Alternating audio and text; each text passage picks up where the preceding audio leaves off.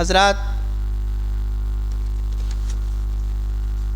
مناقشے کا پورا دورانیہ مراحل تین مراحل میں منقسم ہے۔ پہلا مرحلہ جس میں ادھر فریق موافق بیٹھی ہوئی ہے جو جمہوری نظام سیاست کی موافقت میں بات کریں گی، اور ادھر دوسری جانب جو ہے جو ان کو مضر ہونے کو ثابت کریں گی، تو لہٰذا پہلے مرحلہ میں 2 راؤنڈ اور ایک ریبٹل ہوگا۔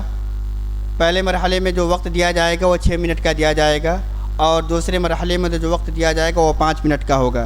اسی طریقے سے دوسرا مرحلہ جس میں 3 راؤنڈ ہوں گے، پہلے راؤنڈ میں 3 منٹ کا وقت دیا جائے گا، اور دوسرے راؤنڈ میں بھی 3 منٹ کا وقت دیا جائے گا، اور تیسرے راؤنڈ میں 2 منٹ کا وقت دیا جائے گا، اور 10 منٹ کا ریبٹل ہوگا، اور اختتامی پروگرام میں 5 منٹ کا وقت دونوں فریق کو دیا جائے گا۔ لہٰذا میں فریق معارض سے درخواست کرتا ہوں کہ وہ اپنا مقدمہ پیش کریں۔ نہیں، مضر مولانا۔ بسم اللہ الرحمن الرحیم وبہ نستعین، اما بعد۔ تو نے کیا دیکھا نہیں مغرب کا جمہوری نظام، چہرہ روشن اندروں چنگیز سے تاریک تر۔ صدر ذی وقار، حضرات حکم، معزز مہمان اور عندلیبان ابوالحسن، آج میں ایسے نظام حکومت پر گفتگو کرنے جا رہا ہوں جو 200 سال سے ہمارے سماج کی جڑوں کو اندر سے نہ صرف کھوکھلا کر رہا ہے بلکہ غیر محسوس طور پر تباہی کے دہانے پر لے جا رہا ہے، جس کا ہمیں احساس تک نہیں ہے۔ جمہوری نظام سیاست سماج کو امن و آشتی کی خیالی وادیوں کی سیر کراتے ہوئے زہریلے شراب کی خطرناک وادیوں میں گھسیٹ کر غرقاب کر دیتا ہے۔ حضرات، جمہوری نظام سیاست جس کے نتیجے میں اکثریت اقلیتی سماج کو جلا کر خاک کر دیتی ہے اور انجام تقسیم، تباہی اور طغیانی کی شکل میں ظاہر ہوتی ہے۔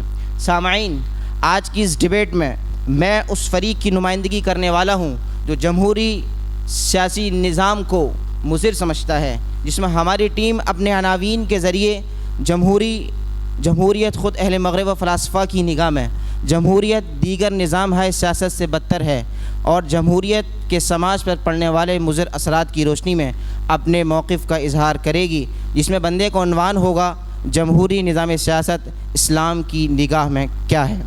مزید لب کشائی سے قبل میں اپنے برادران کو یہ گوش گزار کرا دینا مناسب سمجھتا ہوں کہ ہماری یہ ڈیبیٹ اس جمہوری نظام سیاست کے متعلق ہو رہی ہے جو مغرب کی خدا بیزار تہذیب کا پیدا کردہ ہے۔ جمہوریت ایک اصطلاح ہے جس کے خصوصی لوازمات ہوتے ہیں، جس میں سب سے پہلا لازمہ اصطلاح کا ہے کہ اس کے ضمن میں واضعین فن کی تعریف ہی معتبر سمجھی جاتی ہے۔ دوسرا، جمہوریت کو اسلامائز کر کے پیش کرنا یا جمہوریت کے پردے میں اسلامی نظام کو بیان کرنا ڈیبیٹ کے عنوان سے سرِ منہ انحراف سمجھا جائے گا۔ لہٰذا ہمارے فریق مخالف کو جمہوری نظام کو مفید ثابت کرتے وقت اس خلط مبحث سے اخلاقی طور پر بچنا چاہیے۔ سامعین، جمہوریت کا اسٹرکچر مغربیت کی کوکھ سے جنم لیتا ہے اور اس کی پوری تگ و دو دنیاوی مفاد تک محدود رہ کر اپنا بستر سمیٹ لیتی ہے، لیکن وہی دوسری جانب ہمارے سامنے ایک ایسی غیر فانی قانونی طاقت اللہ رب العزت کا لازوال قانون بھی موجود ہے جو انسانی سماج سے دنیا و آخرت دونوں کی کامیابی کا وعدہ کرتا ہے، کیونکہ اس نے اس دنیا میں بسنے والی تمام مخلوقات میں سے صرف نوع انسانی کو ایک بلند مقصد کے تحت معرض وجود بخشا ہے، اور اس دنیا فانی میں ان کو بے راہ و سرگرداں نہ چھوڑ کر ان کی ہدایت کے واسطے اپنے پیغمبروں اور رسولوں کے ذریعے ایک دستاویزی شکل میں قانون بھی عطا کیا ہے، جس کی رہنمائی میں انسان کا ہر پہلو، انسان کی زندگی کا ہر پہلو، ہر گوشہ، خواہ اخلاقیات کے باب سے تعلق رکھتا ہو یا سیاسیات کے باب سے، اس کو بامقصد و بامراد بنا سکے۔ نیز اسی دستاویز میں انسان کی حیثیت بھی بیان کر دی گئی ہے کہ انسان اس دنیا کے اندر خدا کا نائب اور امین ہونے کی حیثیت رکھتا ہے، نہ کہ کچھ اختیارات کے ملنے پر خود خدا ہونے کا۔ اور اس سلسلے میں ہر فرد بشر کے لیے اس خدائے یکتا کے قانون کا پابند ہونا اس قدر اہم قرار دیا گیا ہے کہ جب وہ جیسا جتنا حکم فرمائے بلا کسی تعامل و تردد فرمانے ایزدی کے آگے سر تسلیم خم کر دینا ہی اصل بندگی کی علامت ہوگا۔ بصورت دیگر انسان باغی و نافرمان ہونے کے ساتھ ساتھ دنیا وما فیہا کے لیے ظہر الفساد فی البر والبحر کا بدنما داغ ثابت ہوگا۔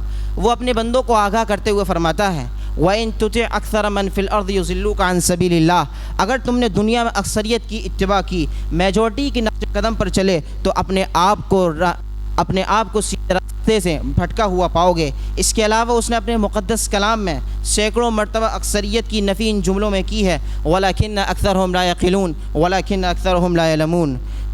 دنیا میں زیادہ تعداد نہ خواندگان اور کم عقل افراد کی ہے نہ کہ اہل علم و دانش کی۔ تو آپ حضرات بتائیں کہ ہم اپنی اتنی بڑی ذمہ داری اس سماج کو کیسے سونپ سکتے ہیں جو کم عقل ہو، کم فہم ہو، ناخواندہ ہو، جس کے پاس کوئی تعلیم نہ ہو۔ لیکن اسلام میں جمہوریت کی حیثیت صرف قطع نزاع کی ہے نہ کہ معیار حق کی۔ آپ کو یہ وضاحت کر دیتا ہوں، جمہوری پارلیمانی نظام میں 2/3 اکثریت کو یہ حق حاصل ہوتا ہے کہ وہ جب چاہے اپنی خواہش کے مطابق موجودہ قانون کو قانون تسلیم کرے اور جب چاہے اپنے مفاد کے تئیں اسی قانون کو دائرۂ قانون سے ہی خارج کر دے۔ دوستو، کیونکہ اس نمائندگی کے لیے کسی بھی طرح کے کردار اہلیت کا ہونا ضروری نہیں ہے، اس میں صرف یہ دیکھا جاتا ہے کہ کس کے ترجمان کے ساتھ زیادہ لوگ ہیں، بلکہ کس نے اپنے ساتھ زیادہ لوگ کر لیے ہیں۔ مزید اس میں کون رائے دے رہا ہے یہ اہم نہیں ہوتا، بلکہ کتنے رائے دے رہے ہیں یہ سب سے اہم ہوتا ہے۔ جمہوریت نظام میں سب سے اہم رکن عوام کی حاکمیت کا ہے۔ اس نظام میں عوام خود معیار حق کا درجہ رکھتی ہے، یعنی وہ اپنی خواہش اور رضا کے مطابق جس چیز کو خیر سمجھے وہ خیر ہوگا اور جس چیز کو وہ شر سمجھے اسے شر تصور کیا جائے گا۔ مثلا اگر وہ شراب نوشی و زنا کاری کو صحیح اور درست سمجھتی ہے تو اسے قانونی طور پر جائز و درست قرار دیا جائے گا اور کسی بھی طرح کی کوئی روک ٹوک روا نہیں رکھی جائے گی۔ وہیں دوسری جانب اسلامی نظام میں قرآن و حدیث کو معیار حق کا درجہ دیا جاتا ہے، نہ کہ اس نظام میں عوام کے مفاد کا خاص خیال رکھتے ہوئے اولو الامر کے ذریعے قرآن و حدیث کی روشنی میں پیش آمدہ مسائل کو حل کیا جاتا ہے، نہ کہ اکثریت کو بنیاد بنا کر قرآن و حدیث کے خلاف فیصلے کیا جاتا ہے۔ اس کا دوسرا سب سے اہم رکن ووٹ ہے، جس کے متعلق افلاطون کے استاد سقراط نے ووٹ کو ایک اسکل قرار دیا ہے، یعنی ووٹ ایک تکنیک ہے جو اہل بصیرت اور اہل الرائے کو حاصل ہونی چاہیے۔ اس نظام کے اندر ایک طبیب، ایک ماہر کے مقابلے میں ایک جاہل شخص کی وہی یکسانیت ہوتی ہے جو ایک ڈاکٹر کی ہوتی ہے۔ اس نظام کے اندر ایک قابل اور فاضل جس نے سیاست سے ڈاکٹریٹ کی ڈگری حاصل کی ہے اور ایک وہ شخص ہوتا ہے جس نے کبھی سیاست کا سین سے بھی واقف نہیں ہوتا ہے، ان دونوں کی حیثیت اس قانون کے اندر آپ کا وقت مکمل ہو چکا ہے۔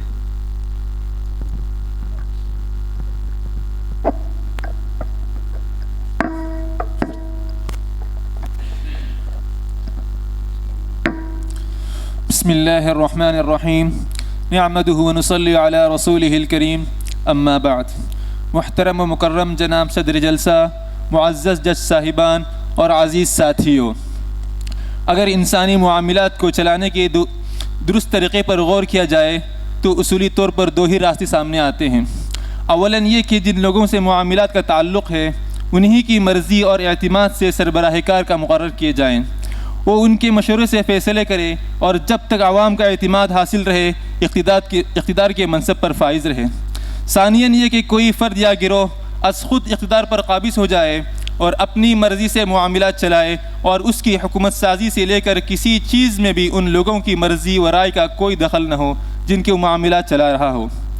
اگر ان میں سے پہلی صورت ہی صحیح ہے اور مبنی پر انصاف ہے تو ہمارے لیے دوسری صورت کی طرف جانے کا راستہ پہلے ہی قدم پر بند ہو جانا چاہیے، اور ساری بحث اس پر مرکوز ہونی چاہیے کہ پہلی صورت کو عمل میں لانے کا زیادہ سے زیادہ صحیح طریقہ کیا ہے۔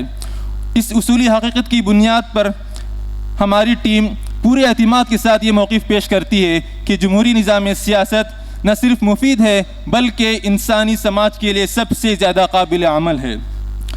معزز حاضرین، میں چاہتا ہوں کہ آپ اس بات کو نوٹ کر لیں، آج کی ڈیبیٹ چونکہ ہمارا موضوع ہے جمہوری نظام سیاست سماج کے لیے مفید ہے یا مضر. لہٰذا بحث کا دائرہ کار بھی یہی ہوگا، نہ کہ کسی مخصوص مذہب، نظریے یا آئیڈیالوجی کی بنیاد پر. اور سماج سے ہماری مراد کوئی خاص قوم، ملک یا طبقہ نہیں، بلکہ 21ویں صدی کا عالمی انسانی سماج مراد ہے.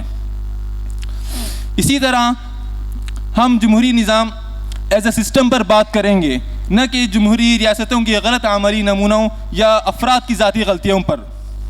اور اگر فریق مخالف جمہوری نظام میں کسی جز کو سماج کے لیے مضر تصور کرتا ہے تو اس کا متبادل پیش کرنا ان کی ذمہ داری ہوگی.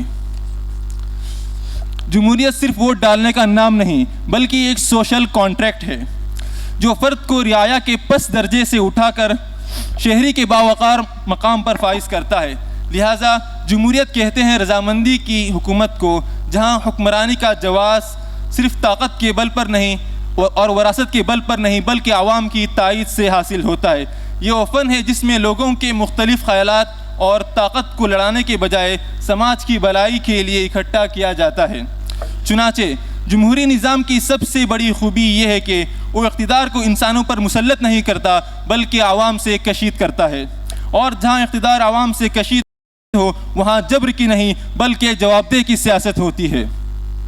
غیر جمہوری نظاموں میں فرد کی حیثیت ایک مشینی پرزے یا آلے کی ہوتی ہے، لیکن جمہوریت اسے بولنے، سوچنے اور اختلاف کرنے کا حق دیتی ہے. یہ نظام ہمیں سکھاتا ہے کہ اختلاف رائے دشمنی نہیں بلکہ بہتری کی علامت ہے. یہی وہ فضا ہے جہاں تخلیقی صلاحیتیں پروان چڑھتی ہے. معزز سامعین، کسی بھی معاشرے میں مختلف زبانیں، مذاہب اور طبقات ہوتے ہیں. جمہوریت وہ واحد نظام ہے جو تنوع میں اتحاد پیدا کرتا ہے. اسی طرح احتساب، قانون کی بالادستی، اقتدار کی پرامن منتقلی، سپریشن آف پاور، مساوات اور اخوت یہ محض الفاظ نہیں بلکہ وہ ستون ہیں جو سماج میں احساس ذمہ داری پیدا کرتے ہیں، اور یہی احساس کسی بھی مہذب معاشرے کی بنیاد ہے. تاریخ گواہ ہے کہ امیریتیں وقتی ڈسپلن تو پیدا کر لیتی ہے مگر فکری باشپن اور سماجی گھٹن کے سوا کچھ نہیں دیتی. اکثر کہا جاتا ہے کہ جمہوریت میں عوام نادان ہوتے ہیں، اس لیے فیصلے غلط ہو جاتے ہیں. ہم پوچھتے ہیں اگر عوام نادان ہے تو ان پر حکمرانی کرنے کے لیے کون سے آسمانی فرشتے نازل ہوتے ہیں؟ وہ تو انہی میں سے انسان ہوتے ہیں. جمہوریت کم از کم عوام کو سیکھنے، سمجھنے اور بہتر فیصلے کرنے کے مواقع فراہم کرتی ہے. یہ بھی کہا جاتا ہے کہ جمہوریت سست ہے، لیکن ہم عرض کریں گے کہ رفتار انصاف کا متبادل نہیں ہو سکتی. وہ نظام. معزز حاضرین، جمہوری نظام کی افادیت کا سب سے بڑا ثبوت یہی ہے کہ اس میں اصلاح کا دروازہ کبھی بند نہیں ہوتا. غلط حکمران کو ہٹایا جا سکتا ہے، غلط قانون بدلا جا سکتا ہے اور غلط پالیسی پر نظر ثانی ممکن ہوتی ہے. یہ سہولت کسی اور نظام میں میسر نہیں. اس لیے اگر کہیں خامیات نظر آتی ہے تو جمہوریت کے خلاف نہیں بلکہ مزید بہتر جمہوریت کے حق میں دلیل ہے. آخر میں ہم پورے یقین کے ساتھ کہتے ہیں کہ جمہوری نظام سماج کے لیے مضر نہیں بلکہ وہ آئینہ ہے جس میں سماج اپنی کمزوریوں کو پہچان کر خود کو سنوارتا ہے. یہ نظام انسان کو خاموش رعایا نہیں بلکہ باشعور شہری بناتا ہے، اور یہی باشعور شہری کسی بھی قوم کا اصل سرمایہ ہے. ہماری ٹیم کا موقف واضح ہے، جمہوریت سماج کے لیے مضر نہیں بلکہ سماج کی اصلاح کا ذریعہ ہے. مختصراً یہ کہ اگر ہم ایک ایسے سماج میں رہنا چاہتے ہیں جہاں فیصلے طاقت کے نشے میں نہیں بلکہ انصاف کے ترازو میں تول کر کیے جائیں، جہاں محض اطاعت محض نہیں بلکہ اظہار رائے کا وقار ہو، جہاں خوف نہیں احترام ہو، تو اس منزل کا راستہ صرف اور صرف جمہوریت سے ہو کر ہی گزرتا ہے. شکریہ.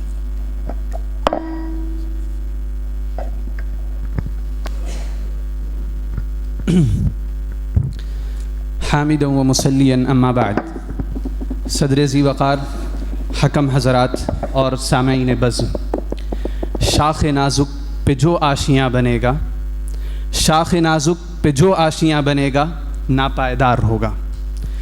جمہوریت کی افادیت اور نافعیت کے ضمن میں ہمارے مشرقی فلاسفرز کی رائے سننے سے پہلے مناسب یہ ہے کہ جمہوریت جہاں سے پروان چڑھی، جہاں سے اس نے نشو و نمود پائی اور پھر اس کے بعد مغربی تسلط کی وجہ سے پوری دنیا میں جہاں سے قبولیت حاصل ہوئی، ہم وہاں کے مفکرین یعنی ویسٹرن فلاسفرز اور تھنکرز کی آرا کو جمہوریت کے ضمن میں جان لیں، کیونکہ صاحب البیت ادری بما فیہ.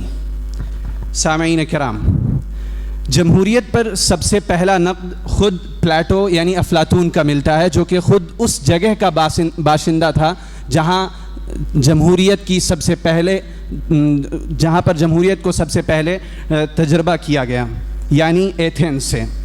پلیٹو اپنی کتاب ریپبلک کے چیپٹر 6 میں کہتا ہے کہ جمہوریت کے نقص کو اگر سمجھنا ہے تو اس مثال سے سمجھیں۔ مثلا ایک ہوائی جہاز ہے، ہوائی جہاز کو اڑانے کے لیے ہوائی جہاز کی ملکیت عوام کے پاس ہے۔ عوام جو جسمانی لحاظ سے قد و قامت کے لحاظ سے تو کافی بڑے ہو گئے ہیں، انہیں 18 کے ہندسے کو عبور کر لیا ہے، لیکن عقل و شعور کے لحاظ سے ابھی نابالغ اور ناپختہ ہیں۔ انہیں چننا ہے کہ اس فلائٹ کو کون اڑائے گا، اس کا پائلٹ کون ہوگا۔ پائلٹ کی دعوے داری کے لیے دو لوگ ہیں۔ ایک شخص وہ ہے جس کے پاس اس ایروپلین کو اڑانے کے لیے مطلوبہ صلاحیت اور جو کمپیٹنس ہونی چاہیے وہ موجود نہیں ہے، لیکن اسے اچھے اچھے جملے دینا آتا ہے، اسے عوام کے وقتی جذبات اور عارضی خواہشات کا استحصال کرنا آتا ہے، وہ قومیت اور عصبیت کے نعرے دے کر عقل کو اندھا کرنا جانتا ہے، وہ اپنا ایڈورٹائزمنٹ اور برانڈنگ کر کے اپنے آپ کو پیش کرنا جانتا ہے۔ اور دوسری طرف ایک فرد وہ ہے جس نے باقاعدہ ایروناٹیکل انجینئرنگ کی ہے، وہ جانتا ہے کہ ایروپلین میں کتنا فیول ہونا چاہیے، کس موسم میں اسے اڑنا چاہیے، کتنی اونچائی پہ اڑنا چاہیے، لیکن چونکہ اس کا سارا وقت اس علم کے حصول میں لگا ہے کہ اس کی مطلوبہ صلاحیتیں کیا ہیں، تو وہ اپنے آپ کا برانڈنگ نہیں کر سکتا، وہ اس کے پاس اتنا سرمایہ نہیں ہے کہ وہ میڈیا کے ذریعے سے اپنا پرچار پرسار کر سکے۔ تو جو عوام وقتی جذبات کی اسیر ہوتی ہیں، جو جس عوام کا آئی کیو لیول یہ ہوتا ہے کہ وہ اکثر ایک مثل کہی جاتی ہے عوام کالانعام، ان کے وہ عوام جب اپنے پائلٹ کا انتخاب کرنے جائے گی تو بتائیے کہ وہ کس پائلٹ کو چنے گی، اس پائلٹ کو جو ان کے وقتی جذبات کی تسکین فراہم کر رہا ہے، یا وہ پائلٹ جسے عام طور پر ایک روکھا سوکھا یا جس کے امیج میں کوئی کشش نظر نہیں آتی اسے چنے گی؟ ظاہر ہے اس پائلٹ کو چنے گی جس کے اندر اسے وقتی کشش نظر آ رہی ہے، کیونکہ وہ جسمن تو بڑھ گئے ہیں لیکن ابھی ان کی عقل و شعور کی نمود نہیں ہوئی ہے۔ نتیجتاً پائلٹ کی ذمہ داری اس شخص کو دے دی جائے گی جس کے پاس کوئی صلاحیت نہیں ہے، اور انجام یہ ہوگا کہ وہ صلاحیت سے محروم ہونے کی وجہ سے دیر یا سویر اس پلین کو عوام سمیت کریش کر دے گا۔ دوسری تنقید فریڈرک نیشا نے اپنی کتاب بیانڈ گڈ اینڈ ایول میں کی ہے۔ وہ کہتا ہے کہ جمہوریت ہرڈ مورالٹی یعنی بھیڑ چال کی ذہنیت کو فروغ دیتی ہے۔ جمہوریت میں اکثریت کو صحت کی علامت قرار دیا جاتا ہے۔ جمہوریت کو اگر صحیح معنوں میں دیکھا جائے تو وہ کسی بھی عبقریت، انفرادیت، امتیاز، ان ساری چیزوں کو پس پش ڈال کر جو سب کہہ رہے ہیں وہ صحیح ہے اسے تسلیم کیجیے۔ اگر آپ اس بھیڑ میں نہیں ہیں تو آپ کی رائے ہزار آسمان سے اتری ہوئی ہے، اس میں کوئی خیر نہیں ہے۔ تو جب یہ مینٹلٹی فروغ پاتی ہے تو میڈیوکریٹی، سطحیت، عامیانہ پن فروغ پاتا ہے، اور اس طرح معاشرہ بونوں کا معاشرہ بن کر رہ جاتا ہے۔ علامہ اقبال نے کہا تھا جمہوریت ایک طرز حکومت ہے کہ جس میں جمہوریت ایک طرز حکومت ہے کہ جس میں بندوں کو گنا کرتے ہیں، تولا نہیں کرتے۔ تیسری تنقید ہیمس ہرمن ہوپ نے جمہوری نظام پر معاشی نقطہ نگاہ سے کی ہے۔ وہ کہتا ہے کہ ایک چیز جو آپ کی ملکیت میں ہو اور ایک چیز جسے آپ عاریتاً لے کر استعمال کرتے ہیں، دونوں کی کیئر ٹیکنگ میں اور اس کے خیال رکھنے میں زمین آسمان کا فرق ہوتا ہے۔ میں اپنی ذاتی بائک چلاتا ہوں تو اس کو اپنے عضو کی طرح اس کا خیال رکھتا ہوں، لیکن میرا دوست اگر اسے عاریتاً لے کے جاتا ہے تو اس کی کیا کیفیت ہوتی ہے وہ واللہ اللہ بہتر جانتا ہے۔ تو وہ یہ کہتا ہے کہ جمہوریت میں چونکہ جو حکمران ہوتے ہیں وہ الرحمن الرحیم، صدر علی وقار، حضرات حکم، اقبال نے کہا تھا کہ افراد کے ہاتھوں میں ہے اقوام کی تقدیر، ہر فرد ہے ملت کے مقدر کا ستارہ۔ آج میں جس بنیادی سوال پر گفتگو کر رہا ہوں وہ سوال یہ ہے کہ حکومت عوام کی خادم کیسے بنتی ہے، جس کو پولیٹیکل سائنس کی لینگویج میں اکاؤنٹیبلٹی کہا جاتا ہے۔ مشہور ماہر سیاسیات مارک بوونز کہتے ہیں کہ اقتدار کا اصل جواز عوام کے سامنے جواب دہ ہونا ہے، اور یہ وصف صرف اور صرف جمہوریت کے پاس ہے۔ جمہوریت میں پولیٹیکل سائنس میں ایک نظریہ ہے جس کو کہتے ہیں principal agent theory. Principal agent theory یہ کہتی ہے کہ جو عوام ہے وہ پرنسپل ہے، جو حکمران ہے وہ ایجنٹ ہے۔ اس کو مثال سے سمجھیں تو ایک مالک نے اپنی دکان کو حوالے کیا کسی شخص کے، وہ بدعنوانی کرے، وہ اس کی بات کو نہ مانے تو وہ اس کو جب چاہے باہر نکال سکتا ہے۔ بالکل اسی طرح جب ہم نے کسی نمائندے کو منتخب کیا، وہ ہماری بات ہمارے طرز پر چلے گا، ہم اس کو دوبارہ منتخب کریں گے، اگر وہ اس سے روگردانی کرے گا تو ہم اس کو دوبارہ منتخب نہیں کریں گے۔ اس کو سیاسیات کی زبان میں آپ لکھ لیجئے، اس کو سیاسیات کی زبان میں لا آف اینٹیسپیٹڈ ریئیکشنز کہتے ہیں، کہ جو حاکم ہے وہ پہلے سے ایک خوف میں رہتا ہے، اس کو ایک خیال ہوتا ہے کہ میں نے کچھ عرصے کے بعد، 4 سال کے بعد، 5 سال کے بعد دوبارہ ان لوگوں کے درمیان جانا ہے۔ لہٰذا اس کو پولیٹیکل سائنس کی زبان میں آپ سے سوال یہ ہے کہ اگر عوام کے پاس حکومت بدلنے کا حق نہ ہو تو حکمران کس خوف سے جواب دہ رہے گا؟ مقننہ سوال کرتی ہے، عدلیہ فیصلہ کالعدم کر سکتی ہے، اور انتظامیہ پارلیمنٹ کے سامنے جواب دہ ہے۔ اس کو کہتے ہیں ہاریزنٹل اکاؤنٹیبلٹی، کہ کسی کو آزادی حاصل نہیں ہے کہ وہ جو چاہے جیسا چاہے ویسا کرے۔ اور یہی فرق ہے طاقت اور قانون کا، کہ طاقت یعنی آمریت اور اس طرح کے دیگر نظام ہے سیاست میں عدالت حکم مانتی ہے، لیکن جمہوری نظام میں حکومت عدالت مانتی ہے۔ اسی طرح RTI اور سنشائن لاز وہ یہ کہتے ہیں کہ آپ کو حق حاصل ہے کہ آپ جانیں کہ آپ نے جس آدمی کو اپنا نمائندہ منتخب کیا ہے اس نے جو فیصلہ کیا وہ کس بنیاد پر کیا، یہ جاننے کا حق عوام کو حاصل ہے، جس کو رائٹ ٹو انفارمیشن کہتے ہیں۔ اگر امتحان کا نتیجہ خفیہ ہو تو ناانصافی کیسے پکڑی جائے گی؟ میں جا کر کے یہ سوال کر سکتا ہوں کہ آپ نے جو میرا ایگزام چیک کیا ہے مجھے بتائیے کہ اس کو دوبارہ ری چیک میرے سامنے کیجئے، یہی اس کی مثال ہے۔ اور ورلڈ بینک اور UNDF کی رپورٹ کہتی ہے کہ جس ملک کے اندر شفافیت ہو اور جواب دہی ہو وہاں پر گورننس بہتر ہوتی ہے۔ اسی طرح اکاؤنٹیبلٹی میں ایک اہم عنصر ہے میڈیا کا۔ میڈیا جیل تو نہیں بھیج سکتا، اور یاد رہے میں یہاں بتا دوں آپ کو کہ ہم گودی میڈیا کی بات نہیں کر رہے ہیں، ہم آزاد میڈیا کی بات کر رہے ہیں۔ اگر آپ اس کو لائیں گے تو اس کو آپ پہلے ہی ذہن سے نکال دیجئے، ٹھیک ہے؟ جزاک اللہ۔ ابھی ہم بات کر رہے ہیں میڈیا کی، جو آزاد میڈیا، اس کو میڈیا کہا جاتا ہے، جس کو جو جمہوری ممالک میں میڈیا ہوتا ہے اس کی بات ہو رہی ہے۔ وہ آپ کی ریپوٹیشن کو کٹہرے میں لا کر کے کھڑا کرتا ہے، وہ آپ کو جیل نہیں بھیج سکتا۔ اس کو سوشل اکاؤنٹیبلٹی کہتے ہیں۔ آپ کے پاس وائیگیٹ اسکینڈل ہے USA کا، پاناما پیپر کی مثال لیجئے، آپ 2G اسکینڈل کی مثال لیجئے۔ اسی مہینے، بہت پیچھے جانے کی ضرورت نہیں ہے، اسی مہینے امریکہ میں جو ایپسٹن فائل ہے اس کو نشر کیا گیا ہے، جس کے اندر اس وقت کے موجودہ امریکی صدر نے اس کے پچھلے زمانے میں کیا کیا کارروائی نمایاں انجام دیے تھے وہ بھی واضح ہو کر کے سامنے آ گئے ہیں۔ امریکہ کے صدر کی یہ حالت ہے کہ وہ جو چاہے گا عوام، وہ جو کرے گا عوام کو حق ہے کہ وہ اس کے بارے میں معلوم کر سکے اور اس سے سوال کر سکے۔ اسی طرح الیکٹورل بانڈ کا مسئلہ ہے، ہم سب جانتے ہیں کہ ہندوستان میں کیا ہوا الیکٹورل بانڈ کے بعد، اور اس کو لوگوں کے سامنے لانے والے نتن سیٹھی جو ہیں وہ ایک میڈیا رپورٹر ہیں جن کی وجہ سے یہ سب کام ہو سکا۔ بہرحال اسی طرح بیوروکریسی بھی جواب دہ ہے۔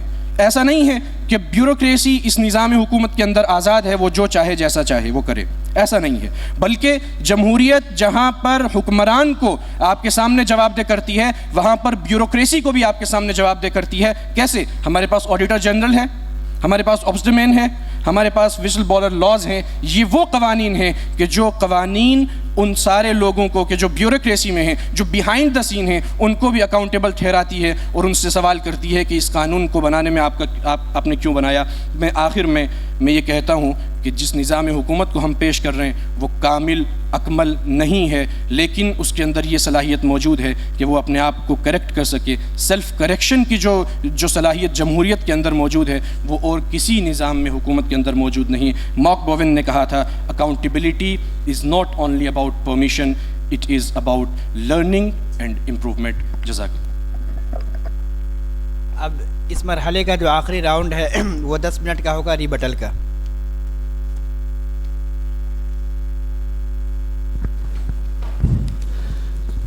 سب سے پہلے مقدمے میں فریق مخالف کے قائد محترم نے کہا کہ کسی بھی حکومت کو چلانے کے لیے طے یہ کرنا چاہیے کہ عوام کی مرضی ہوگی یا نہیں ہوگی، تو ہمیں پہلے طریقے کے ساتھ جانا چاہیے۔ جب ہم ڈیموکریسی کی بات کرتے ہیں تو بحث اس سے نہیں ہوتی کہ عوام کی مرضی ہونی چاہیے یا نہیں ہونی چاہیے۔ سب سے پہلی بات یہ ہوتی ہے کہ عوام کی مرضی کو سوورنٹی، یعنی اسے علی الاطلاق اس کی فکر کو قبول کیا جانا چاہیے یا نہیں کیا جانا چاہیے۔ لہٰذا جب ہم ڈیموکریسی کہتے ہیں تو ڈیموکریسی کا جو لغوی معنی بھی ہوتا ہے، لغوی معنی کے علاوہ جو اصطلاحی معنی بھی ہے، اس میں پہلی شرط یہ ہے کہ اس میں عوام کی مرضی کو اولیت دی جائے گی، ترجیح دی جائے گی۔ عوام کی مرضی کا شامل ہونا ایک الگ بات ہے، اور عوام کی مرضی کو بالکل علی الاطلاق سب پر ترجیح دینا، یہ ہمارے اسلامی نقطۂ نگاہ سے بالکل چیز ڈیفر کرتی ہے۔ دوسری چیز انہوں نے کہا کہ ہم اسلام کو سماج کے لیے مفید یا مضر طے کرنے کے لیے بیٹھے ہیں، لہٰذا ہم کسی خاص مذہب یا کسی خاص سماج کے لیے ہم اسے زیر بحث نہیں لائیں گے۔ اب یہاں پر مسئلہ موریلٹی کا آ جاتا ہے۔ آپ کسی چیز کو اچھا یا غلط کہنے کے لیے کس فریم ورک کو آپ اختیار کریں گے؟ آپ کے پاس وہ کون سا فریم ورک ہے؟ اگر آپ کہتے ہیں کہ ہم ڈیموکریسی کو اچھا اس لیے مانتے ہیں کیونکہ مجھے اچھا لگتا ہے، تو دوسرا کہے گا کہ ہم اس کو برا اس لیے وجہ سے مانتے ہیں کہ یہ اسے برا لگتا ہے۔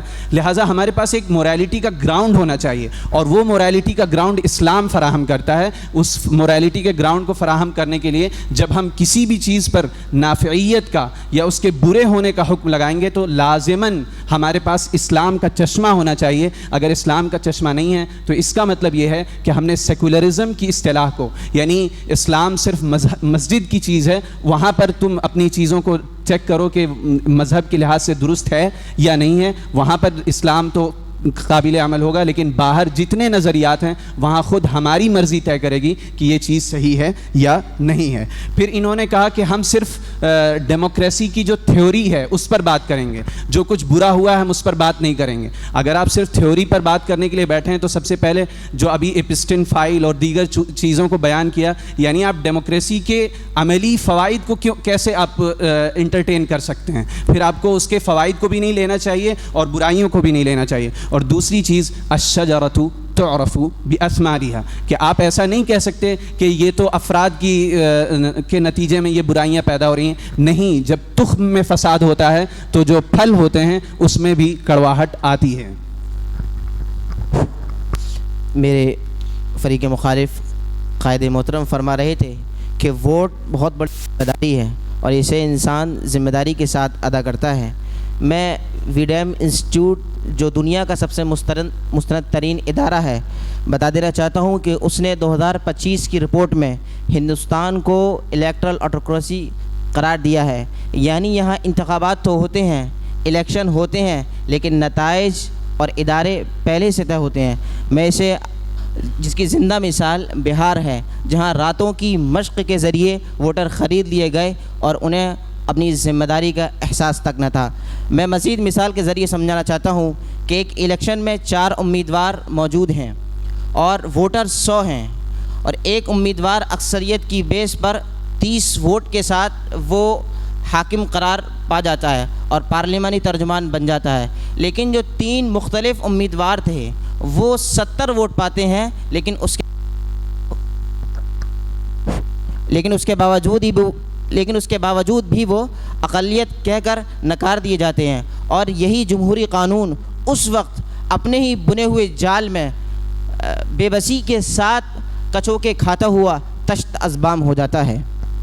ایک اور چیز قائد صاحب نے، فریق مخالف کے قائد نے کہا تھا کہ ڈیموکریسی میں رائٹ ٹو فریڈم ہوتا ہے، تو سب سے پہلی چیز تو مجھے یہ بتائی کہ کہاں پر ایبسولوٹ فریڈم آف ایکسپریشن ہے۔ یہ ایک طرف تو جو ہے آپ ٹاپ لیس رہنے کے ایکویلٹی کے نام پر عورتوں کا ٹاپ لیس رہنے کا حق مانگتے ہیں، اور دوسری طرف پردے کو آپ جو ہے وہ ممنوع قرار دیتے ہیں، تو یہ کیسا فریڈم آف ایکسپریشن ہے؟ حسان میر بھائی کی طرف سے ایک نقطہ یہ ریز کیا گیا تھا کہ اس میں عوام کو احتساب کا حق حاصل ہوتا ہے، لیکن ہم احتساب کے حق کو عوام کے ساتھ مشروط نہ مان کر ہم یہ سمجھتے ہیں کہ احتساب کی جو چنگاری انسان کے دل میں ہونی چاہیے وہ سب سے پہلے اللہ کے لیے ہونی چاہیے۔ جب احتساب کو آپ عوام کے ساتھ مشروط کرتے ہیں تو وہ احتساب کا جذبہ بہت ہی کمزور ہوتا ہے۔ پھر انہوں نے کہا کہ اس میں ایک چوطرفہ کیا بولتے ہیں احتساب کا احساس ہوتا ہے، عدلیہ ہوتی ہے اور حکومت عدلیہ کو مانتی ہے۔ اسی پر ایک مغربی مفکر نے تنقید کرتے ہوئے کہا تھا، مغرب کا مفکر ہے تھامس ہوبز، وہ کہتا ہے کہ کسی بھی نظام کو مستحکم ہونے کے لیے ضروری ہے کہ اس کی قوت کے سرچشمے متحد ہوں۔ اگر سرچشمے متحد نہیں ہوں گے تو خود حکومت اپنے ہی کارپرزوں کی کشمکش سے ٹوٹ پھوٹ کا شکار ہو جائے گی۔ عدلیہ حکومت کے خلاف، لوور ہاؤس اپر ہاؤس کے خلاف، یا اسی طرح راشٹرپتی پی ایم کے خلاف۔ تو قوت کی سرچشمے کا وحدت کا بھی ہونا بہت ضروری ہے، ورنہ نظام آپس میں ہی منتشر ہو جاتا ہے۔ اس کو یوں سمجھ لیں کہ اگر آپ ایک میان میں کئی تلواریں رکھیں گے، یعنی آپ کہتے ہیں عدالت بھی اپنے پاور کو ایگزیکیوٹ کرنے میں آزاد ہے، مقننہ بھی اپنی پاور کو ایگزیکیوٹ کرنے میں آزاد ہے، تو یہ سارے نظام خود آپس کے ایک دوسرے کے سامنے مقابل کے طور پر آ جاتے ہیں، اور جب مقابل کے طور پر آ جاتے ہیں تو ظاہر ہے کہ کوئی بھی نظام مستحکم نہیں رہ سکتا، جیسا کہ تلوار کی مثال سے واضح ہے۔ ٹائم ہو گیا؟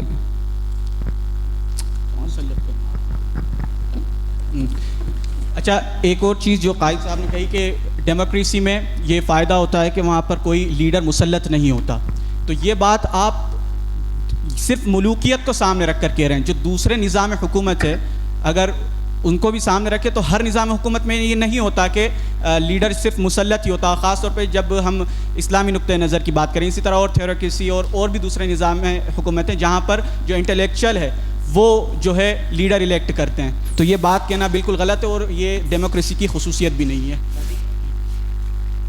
بلکہ جو ابھی انیشیشن ہو رہا ہے لیڈرز کا الگ شری لنکا، مزید میں یہ عرض کرنا چاہوں گا، چونکہ ہم ایز اے مسلم ہیں اور کسی بھی چیز کا ایک معیار ہوتا ہے، تو آپ جیسے ووٹ کی بات کر رہے تھے تو اسلامی نقطۂ نظر سے کہ قل لا یستوی الخبیث والطیب، پاک اور ناپاک ایک ہو سکتا ہے؟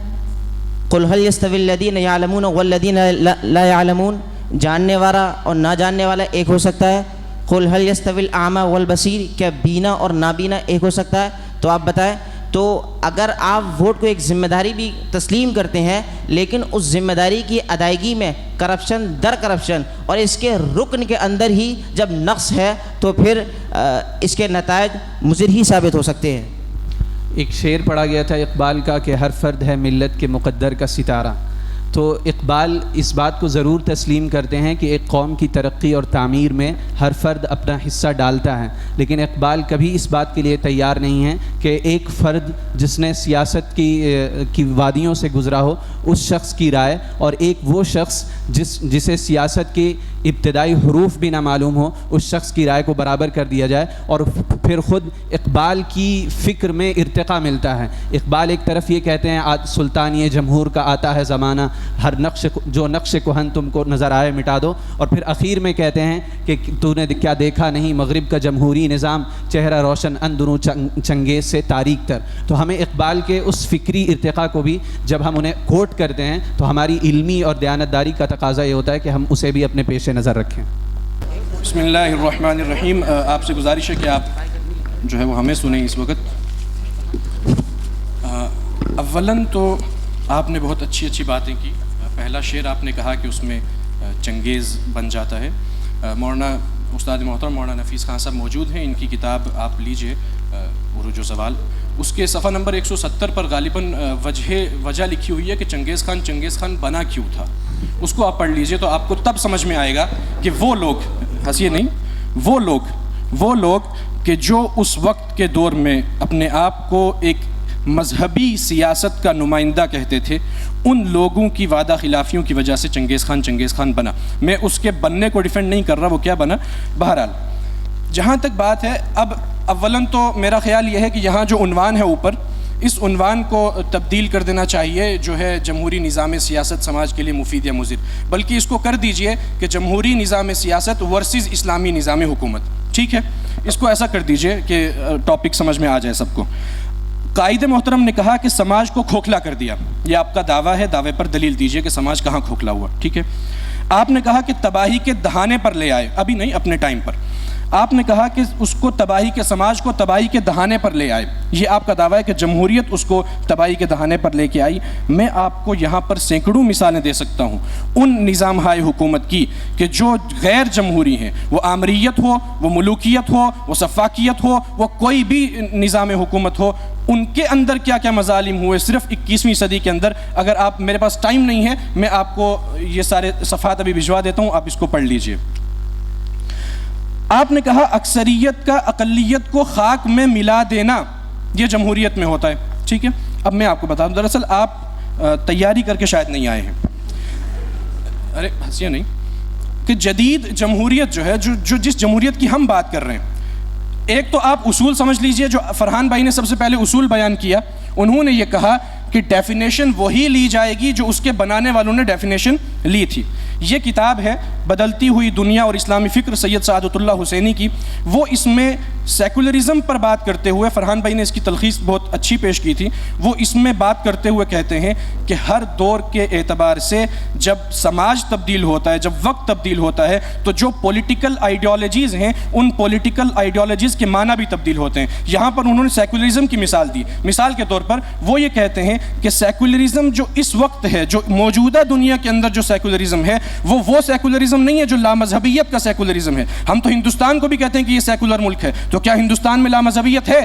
ہم ہندوستان میں بیٹھ کر کے، ایک جمہوری ملک میں بیٹھ کر کے اسلام کو فالو کر رہے ہیں، اور جو ہندو ہے وہ ہندوازم کو فالو کر رہے ہیں، جو عیسائی ہے وہ اپنی مذہب کو فالو کر رہا ہے. لہٰذا وقت کے ساتھ ڈیفینیشنز تبدیل ہوتی ہیں. وہ ڈیفینیشن کہ جو اس زمانے میں تھی وہ آج باقی رہے یہ ضروری نہیں ہے. آپ نے کہا خدا بیزاری، اس کا جواب ہو گیا.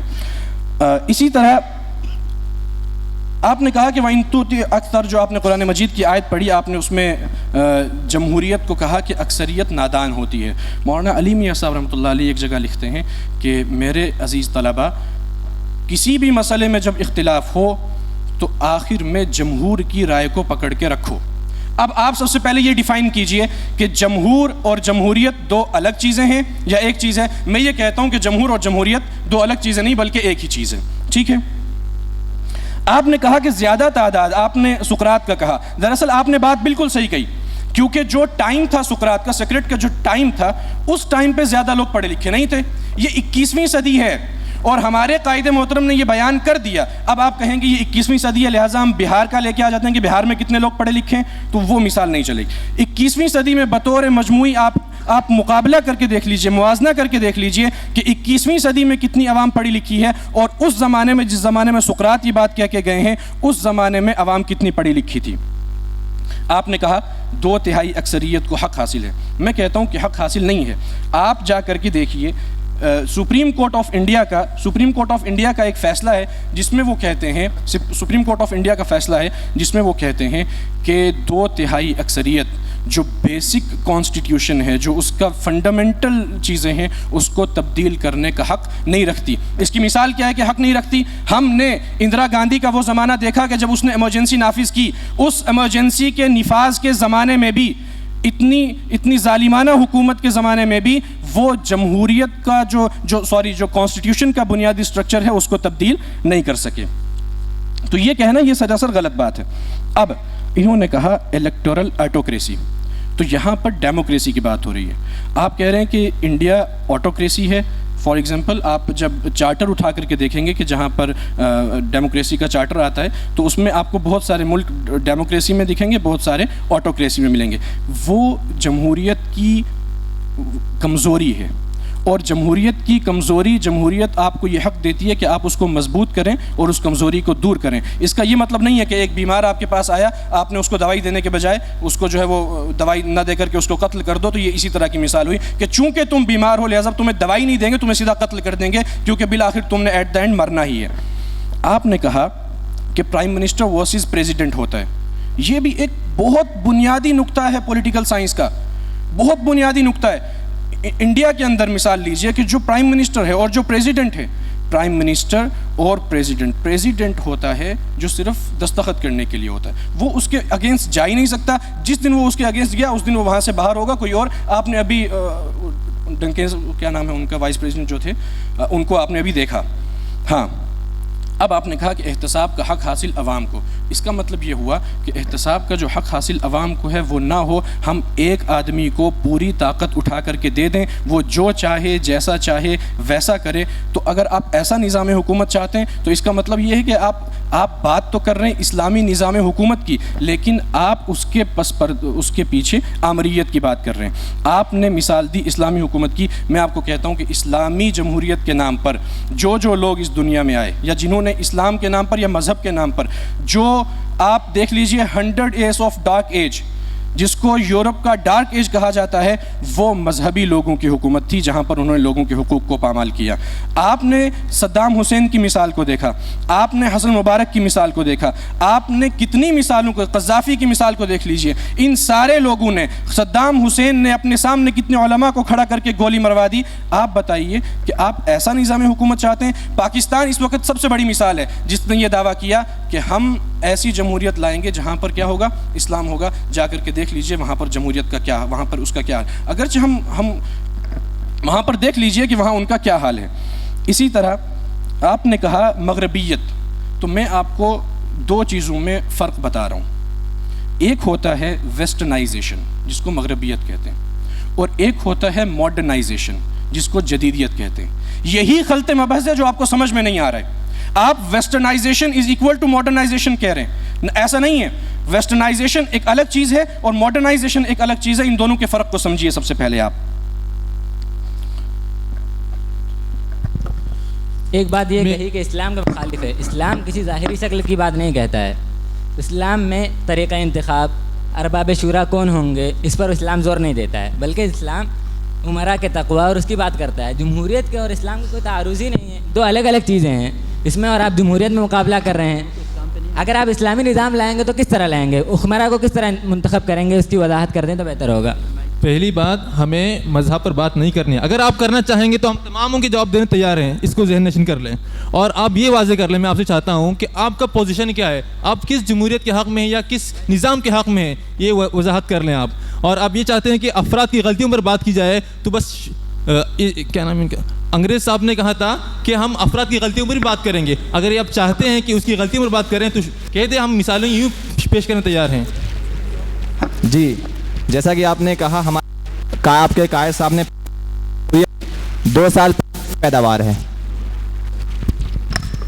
आपके कायद साहब ने आपकी टीम की नुमाइंदगी करते हुए कहा कि जमहूरियत 2 साल की पैदावार है, जबकि आपने उसके बाद कहा कि अफलातून की मिसाल दी। तो आपकी इन बात में तारुज़ नज़र आता है, लिहाजा हम इसका एतबार नहीं करेंगे।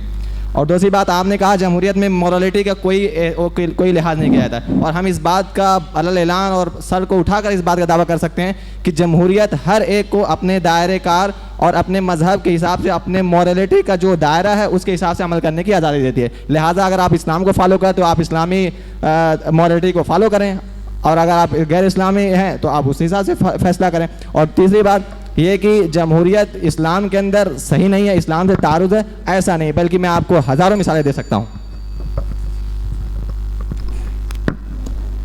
अब दूसरा मरहला शुरू हो रहा है, जिसमें से मुफीद की जानिब से पहली तकरीर पेश की जाएगी और वक्त 3 मिनट का दिया जाएगा। हक़ बात कहने का हौसला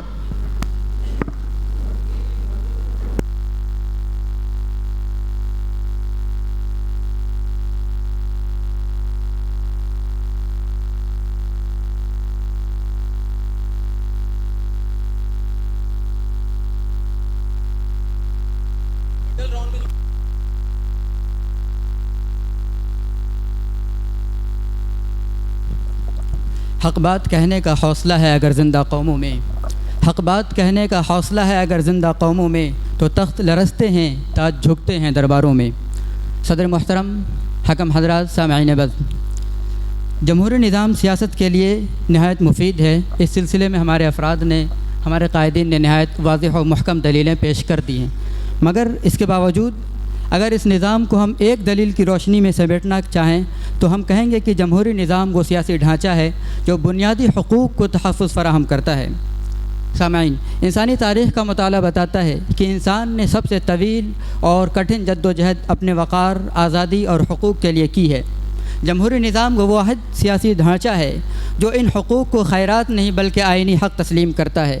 یہی وجہ ہے کہ جہاں جمہوریت ہے وہاں انسانی حقوق محض جلسوں کی تقریر نہیں بلکہ عملی حقیقت ہوتے ہیں۔ بنیادی حقوق دراصل انسان کے انسان ہونے کا اعتراف ہے۔ حق زندگی، حق آزادی، حق اظہار رائے، حق مذہبی آزادی، حق مساوات اور حق انصاف، یہ وہ 6 ستون ہیں جن پر مہذب سماج کی عمارت کھڑی ہوتی ہے۔ جمہوری نظام ان حقوق کو کسی فرد، جماعت یا طبقے کی مرضی پر نہیں چھوڑتا بلکہ انہیں دستور کا حصہ بنا کر ریاست کو پابند کرتا ہے کہ وہ ان کی حفاظت کرے۔ یہی وہ بنیادی فرق ہے جو جمہوریت کو دوسرے نظاموں سے ممتاز کرتا ہے، ورنہ باقی نظام بھی حقوق کا ذکر تو بڑے ذوق و شوق سے کرتے ہیں، بس فرق یہ ہے کہ وہاں ذکر کے بعد خاموشی لازم ہوتی ہے، جبکہ یہاں خلاف ورزی کی صورت میں ہلہ بول کا آپشن موجود ہوتا ہے۔ جمہوری سیاست میں اقتدار کا سرچشمہ عوام ہوتے ہیں، اس لیے حکمران بالادست نہیں بلکہ جواب دہ ہوتے ہیں۔ یہ بات پہلے بھی آ چکی ہے۔ جبکہ حکمران جانتا ہے کہ اس کا اقتدار عوامی تائید سے مشروط ہے تو وہ شہریوں کے بنیادی حقوق پامال کرنے سے پہلے ایک بار نہیں بلکہ 100 بار سوچتا ہے۔ اس کے برعکس غیر جمہوری نظاموں میں حقوق کی حیثیت محض ایک رعایت کی ہوتی ہے، ایسی رعایت جو طاقتور کے موڈ کے ساتھ آتی ہے اور موڈ کے ساتھ چلی جاتی ہے۔ تاریخ گواہ ہے کہ آمریتوں میں سب سے پہلا حملہ اظہار رائے، اجتماع اور مذہبی آزادی پر ہوتا ہے۔ اگر ان مثالوں کو ہم جمع کر کے پیش کریں تو ایک ضخیم انسائکلوپیڈیا تیار ہو سکتا ہے جس کا پہلا ہی باب ہوگا خاموش رہنا، بولنا مت۔ یہاں پہنچ کر بہت سے لوگوں کو بطور خاص ہمارے جو مخالف ٹیم ہے ان کے مخصوص افراد کو اعتراض ہوگا کہ جمہوریت میں بھی تو انسانی حقوق پامال ہوتے ہیں، تو ہم مسکرا کر عرض کریں گے کہ ارے جناب بالکل ہوتے ہیں، اور یہی جمہوریت کے مفید ہونے کے حق میں سب سے بڑی دلیل ہے۔ اس لیے کہ جہاں حقوق پامال ہونے پر آواز اٹھائی جا سکے، جہاں احتجاج ہو سکے، جہاں عدالت کا دروازہ کھٹکھٹایا جا سکے، میڈیا کا استعمال ہو سکے، وہاں حقوق کبھی مرتے نہیں ہیں بلکہ ہمیشہ زندہ رہتے ہیں۔ ظلم وہاں سب سے زیادہ خطرناک ہوتا ہے جہاں اس کے خلاف بولنے کی اجازت نہ ہو، وہاں حقوق پامال نہیں ہوتے بلکہ دفن کر دیے جاتے ہیں، اور بہت افسوس کی بات ہے کہ قبر پر تختی تک نہیں لگتی۔ بسم اللہ الرحمن الرحیم، حامداً و مصلیاً و بعد۔ میں خانہ یورپ کے دستور نرالے ہیں، میں خانہ یورپ کے دستور نرالے ہیں، لاتے ہیں سرور اول، دیتے ہیں شراب آخر۔ جس نظام کو آج انسانیت کی معراج بنا کر پیش کیا جا رہا ہے، در حقیقت وہ ایک سراب سے زیادہ کچھ نہیں۔ بار بار یہ باور کرایا جا رہا ہے کہ جمہوریت امن، مساوات اور خوشحالی کی ضمانت ہے، لیکن تاریخ اور حال کی مستند رپورٹیں اور زمینی فیکٹس اس دعوے کے برعکس ہیں۔ میں مختصراً ان مضر اثرات کو بیان کروں گا جو سماج پر اثر انداز ہوتے ہیں۔ Number 1، trainee of the majority, اکثریت کی آمریت۔ جمہوریت کی بنیاد ہی اس مضحکہ خیز اصول پر ہے کہ یہاں افراد کو گنا جاتا ہے، تولا نہیں کرتے۔ میرا سوال ہے، کیا کسی ادارے میں جمہوریت کے اصول پر چلتے ہوئے طلباء سے یہ رائے لی جائے گی کہ گیٹ کو بند کیا جائے یا نہیں کیا جائے؟ یا طلباء سے یہ رائے لی جائے گی کہ حاضری کے لیے متعینہ فیصد ضروری ہے یا نہیں؟ ظاہر ہے اس کا جواب نہیں میں آئے گا۔ جب آپ ایک ایجوکیٹڈ اور ان ایجوکیٹڈ کے ووٹ کو برابر قرار دیتے ہیں تو نتیجہ وہی ہوتا ہے جو نازی جرمنی میں ہوا۔ نازی جرمنی میں ہٹلر کسی غاصبانہ طور پر نہیں بلکہ اسی جمہوری عمل کے ذریعے برسر اقتدار آیا، اور پھر انسانیت کا جو قتل عام اس نے کیا وہ تاریخ کا سیاہ باب ہے۔ ابھی حال میں ٹیررسٹ اسرائیل نے آکیوپائڈ پیلسٹائن میں جو جینوسائیڈ جاری کر رکھی ہے اور انسانیت کا قتل عام کر رکھا ہے، وہ اس کی بنیادی وجہ یہی ہے کہ عوامی تائید اس کو حاصل ہے، اور جس کے نتیجے میں لاکھوں فلسطینی جام شہادت نوش کر چکے ہیں۔ انسانیت بھی اس پر شرمسار ہے۔ دوسرا جو مضر اثر سماج پر اس کا پڑتا ہے وہ ہے الیکٹورل وائلنس، انتخابی تشدد اور سیاسی کشیدگی۔ یعنی جمہوریت میں اقتدار کے حصول کے لیے خون خرابے تک سے گریز نہیں کیا جاتا، بھائی کو بھائی سے لڑا دیا جاتا ہے۔ ہیومن رائٹس واچ کی رپورٹس کے مطابق 2007 میں کینیا میں صدارتی انتخابات کے بعد فسادات ہوئے، اس میں تقریباً 1300 لاشیں گریں۔ ابھی ستمبر کو 2025 میں نیپال میں بہت سے انتخابی تشدد کے واقعات سامنے آئے۔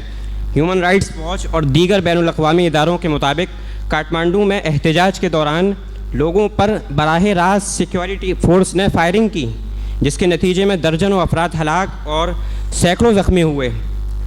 نمبر 3 ہے جمہوریت۔ یہ خیال کیا جاتا ہے کہ جمہوریت عوام کی حاکمیت ہے، یہ صاف جو ہے ایک فریب ہے۔ حقیقت یہ ہے کہ جمہوریت سرمایہ کی حکومت ہے۔ آکسفیم کی report survival of the richest کے مطابق دنیا کی نام نہاد جمہوریتوں میں 1% کیپٹلسٹ 50% سے زائد قومی اثاثوں پر قابض ہیں۔ نحمدہ ونصلی علی رسولہ الکریم، اما بعد۔ آج کی اس ڈیبیٹ میں ہم جس موقف کو پیش کر رہے ہیں وہ یہ ہے کہ جمہوریت میں اصلاح کی صلاحیت موجود ہے، اور یہی اس نظام کی سب سے بڑی خوبی ہے۔ فریق مخالف جمہوریت کو چند خامیوں کی وجہ سے مضر تصور کر رہے ہیں، حالانکہ جمہوریت کا حسن یہی ہے کہ وہ اپنی خامیوں کو تسلیم کرتا ہے اور اس کی اصلاح کرنے پر قادر ہے۔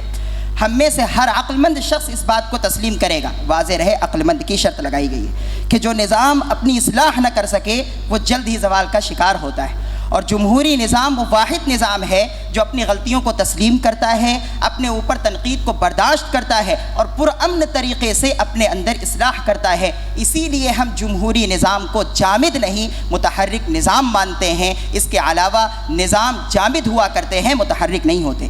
جمہوریت میں سیلف کریکشن کی صلاحیت موجود ہے۔ اس کا بنیادی اور فیصلہ کن ستون اقتدار کی پرامن منتقلی ہے۔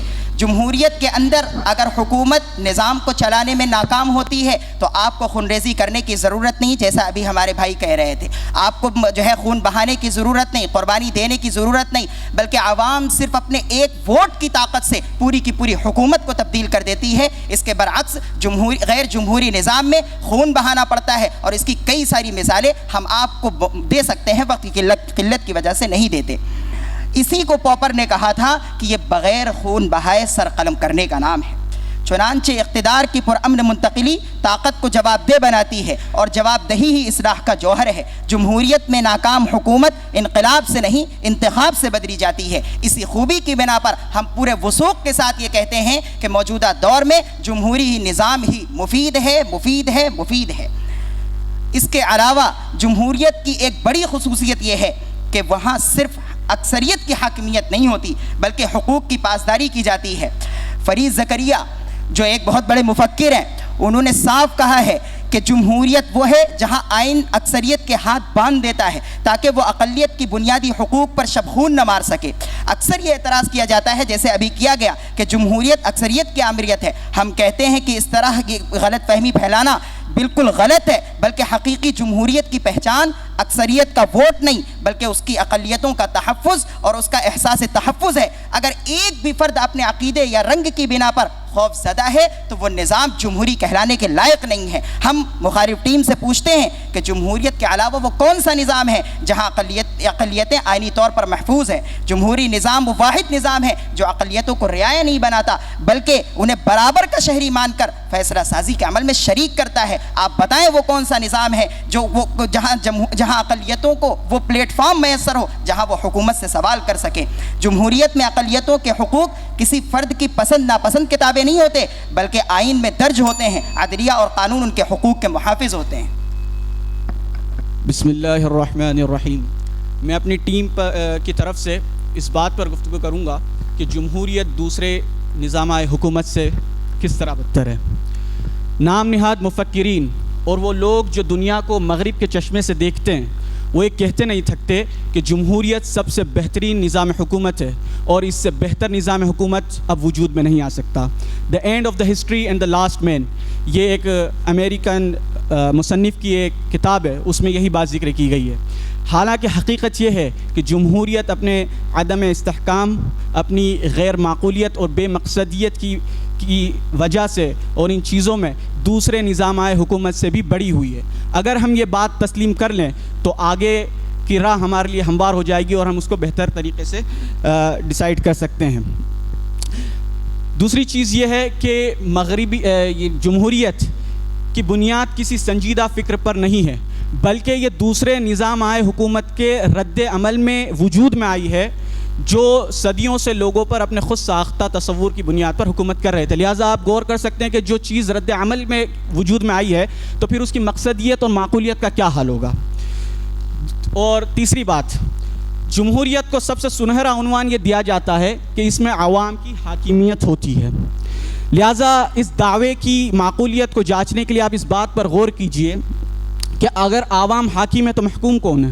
اگر عوام کا ہر فرد حاکم بن گیا تو یہ تو انارکی ہے اور یہ منطق کی کسی روح سے درست نہیں۔ دوسری چیز یہ کہ ہمارے فریق مخالف یہ جواب دے سکتے ہیں کہ عوام کی حاکمیت کا مطلب یہ ہے کہ عوام اپنے پسندیدہ ریپریزنٹیٹیو اور اپنے نمائندے چنتی ہے جو حاکم ہوتے ہیں، تو اس کا مطلب تو یہ ہو گیا کہ جو اختیارات ہیں وہ ان چند گنے چنے نمائندوں کے پاس پہنچ گیا اور حاکمیت ان نمائندوں کی نہ کہ عوام کی۔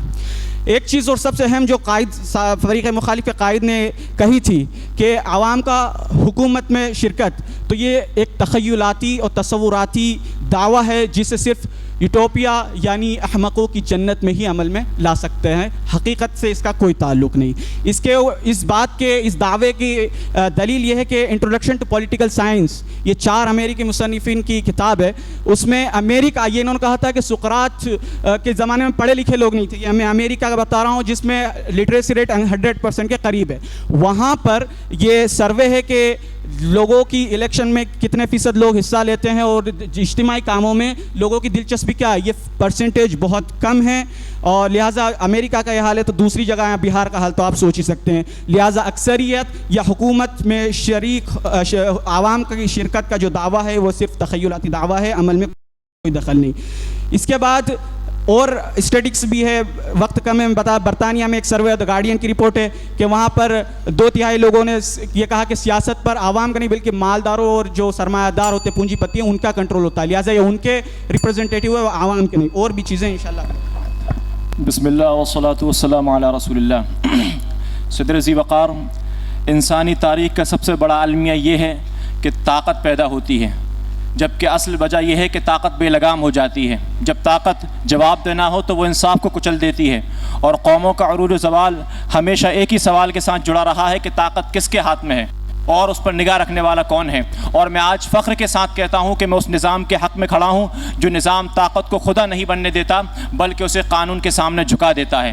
صدر ذی وقار، یہ خامہ خیالی پیدا کی جاتی ہے کہ ساری طاقت ایک ہی ہاتھ میں آئے تو کام جلدی ہوتا ہے۔ میں کہتا ہوں وہ کام جلدی نہیں ہوتا ہے، حادثہ بھی تیزی سے ہوتا ہے لیکن فائدہ نہیں دیتا۔ قوموں کی تاریخ ہمیں بتاتی ہے کہ جب بھی طاقت ایک فرد کے ہاتھ میں جمع ہو جاتی ہے تو وہاں فرعونیت جنم لیتی ہے، چاہے وہ بادشاہت ہو یا آمریت ہو، کہ جب قانون بنانے والا، قانون نافذ کرنے والا، فیصلہ سنانے والا ایک ہی شخص ہو جائے تو وہاں انصاف عدالت میں نہیں رہتا بلکہ حاکم کی منمانیت پر ڈیپینڈ ہو جاتا ہے۔ صدر ذی وقار، ہمارے فریق مخالف سمجھتے ہیں کہ تقسیم طاقت کام میں رکاوٹ ہے۔ میں کہتا ہوں یہ رکاوٹ نہیں بلکہ یہ چیکس اینڈ بیلنسز ہے کہ اگر حکومت اندھی ہو جائے تو عدالت اسے راستہ دکھاتی ہے، اگر پارلیمنٹ کوئی کالا قانون بناتی ہے تو آئین کے محافظ اسے روک دیتے ہیں۔ یہ جمہوریت کی خوبصورتی ہے، یہ جمہوریت چاہتی ہے کہ پوری معاشرے میں امن و سکون ہو، پیس ہو اور اس کا استحکام و تحفظ ہو۔ ہمارے فریق مخالف طرح طرح کے اشکالات کر رہے ہیں، جبکہ میں یہ کہتا ہوں کہ یہ اشکالات جھوٹے ہیں۔ جمہوریت کوئی جادو کی چھڑی نہیں ہے اس کے گھما دیا جائے اور وہ تمام چیزوں کو درست کر دے، بلکہ جمہوریت قابل اصلاح عمل ہے، قابل اصلاح کا عمل ہے۔ آپ ذرا سوچئے کہ اگر پولیس، بیوروکریسی اور عدالت اگر ایک ہی آقا کے تابع ہوں تو کیا غریب کو انصاف مل سکتا ہے؟ ہرگز نہیں۔ اگر اس کو انصاف دیا جائے گا تو اخبارات کی سرخیوں میں یا تاریخ کی کتابوں میں سے انصاف دیا جائے گا۔ اگر جمہوری نظام ہوگا تو وہاں ایک غریب آدمی بھی وقت کے وزیر اعظم کے سامنے کھڑا ہو کر اپنے حق کا مطالبہ کر سکتا ہے۔ بسم اللہ الرحمن الرحیم۔ جمہوریت کے سپورٹ میں یہ امن و سکون اور اتحاد کی بات بار بار کہی جاتی ہے۔ جمہوریت میں اقلیت پر ظلم جو ہے وہ بہت واضح اور ظاہر ہے۔ امیجن کیجئے کہ آپ آکیوپائڈ پیلسٹائن میں ایک فلسطینی ہے، نازی جرمنی میں ایک یہودی ہیں اور امریکہ میں ریڈ انڈین ہے، تو بتائیے کہ اکثریت کا قانون آپ کا تحفظ کس طرح کرے گا؟ دوسری چیز کہ جمہوریت کے غلغلے کے بعد اور سماج میں اس کے رواج کے بعد جو اخلاقی اور سماجی بگاڑ پھیلا ہے تاریخ میں اس سے پہلے نہیں ملتا. اس کی مثالیں اتنی ہیں, میں چند بہت کم وقت چند دیتا ہوں. ایک تو یہ کہ امریکہ اور یورپ میں ہم جنس پرستی کی باقاعدہ تنظیمیں قائم ہیں اور وہ اس نقطۂ نظر کا پرچار بھی کرتے ہیں. اسی طرح ایک اور تنظیم سویپ یونین جس کا مطلب ہوتا ہے تبادلہ, اور اس میں بولتے ہوئے بھی شرم آ رہی ہے, خواتین کا تبادلہ ہوتا ہے. اسی طرح اسقاط حمل, ٹاپ لیس موومنٹ جس ایکوالٹی کے نام پر کہ ہاں سوئٹزرلینڈ میں سوسائڈ وہ حقوق کے نام پر مانگ رہے ہیں, ایکوالٹی کے نام پر عورتیں یہ مانگ رہی ہیں کہ جس طرح مرد ٹاپ لیس رہ سکتے ہیں ہم بھی پبلک پیلیس میں ٹاپ لیس رہیں. اسقاط حمل حقوق کے نام پہ مانگے جا رہے ہیں. تو یہ سب اس شجر کے ثمرات ہیں جس کی آپ تعریف کر رہے ہیں.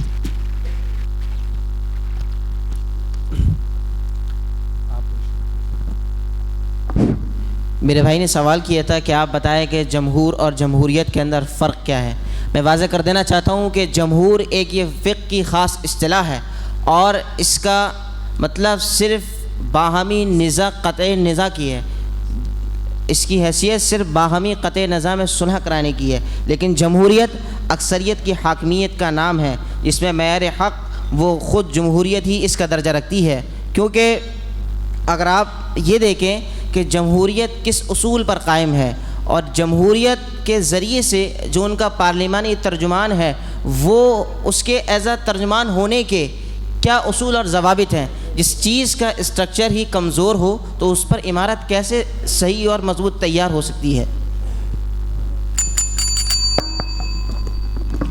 اب ریبٹل راؤنڈ ہوگا جس میں 5 منٹ کا وقت دیا جائے گا دونوں فریق کو. حزب اختلاف نے بہت سارے سوالات کیے ہیں لیکن کچھ سوالوں کے جواب نہیں دیے.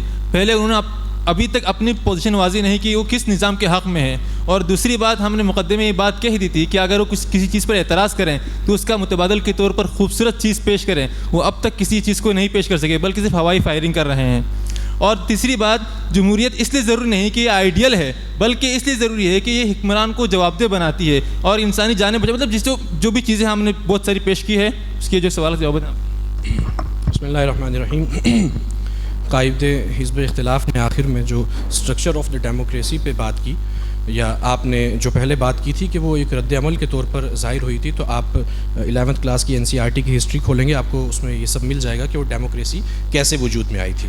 ڈیموکریسی وجود میں جس وقت آئی تھی فرینچ ریولوشن کے بعد, وہ دنیا کے حساب سے پہلا اور ہمارے حساب سے دوسرا وہ ریولوشن تھا کہ جو بغیر خون کا قطرہ بہے نظام حکومت تبدیل ہو گیا. ہم یہ کہتے ہیں کہ اس سے پہلے فتح مکہ ہمارے پاس ایک اس کی واضح مثال موجود ہے.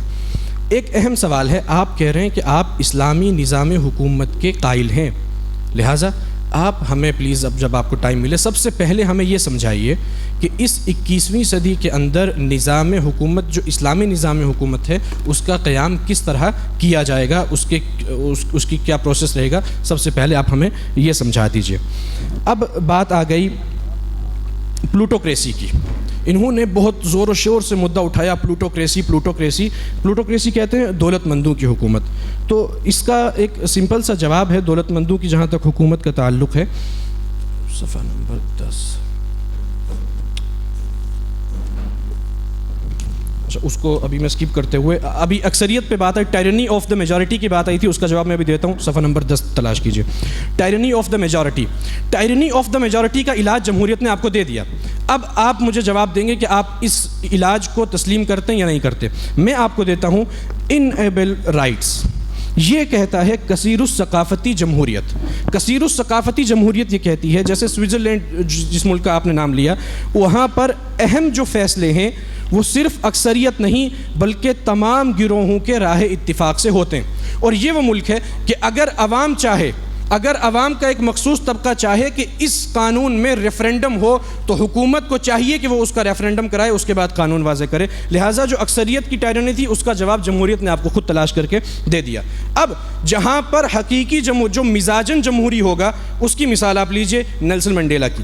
نیلسن منڈیلا پر جو ظلم ہوا کالے ہونے کی بنیاد پر ہوا, لیکن جب سیاہ فام اکثریت میں آئے تو انہوں نے سفید فام اقلیت سے بدلہ لینے کے بجائے ٹروتھ اینڈ ریکونسلیشن، سچائی اور مصالحت کی بنیاد کا راستہ اپنایا. یہ جمہوریت تھی جس نے نفرت کو انتقام میں بدلنے کے بجائے ایک ریمبو نیشن کے طور پر اس کو جوڑ دیا. اب بات آئی کہ جمہوریت میں 1300 لوگ مر گئے، 1400 لوگ مر گئے.